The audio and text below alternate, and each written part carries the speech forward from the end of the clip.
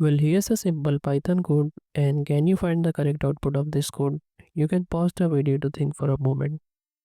So as you can see, we are having a list here, and then in the next slide, we are doing slicing here, and then we are modifying it with this list. So you can pause the video to think for a moment and find the correct output of this code. So the correct output of this code is 10 to 24 and 30. Well, if you didn't understand this code, let me explain. So this is the list, and here we are modifying the list with this. So this is the important part to understand. Well, this can be rewritten like this.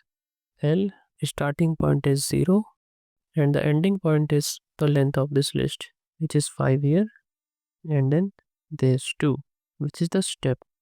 So let me write the index of this list so it will make it easy to understand. 0, 1, 2, 3 and 4, and this will give you 0, 2 and 4.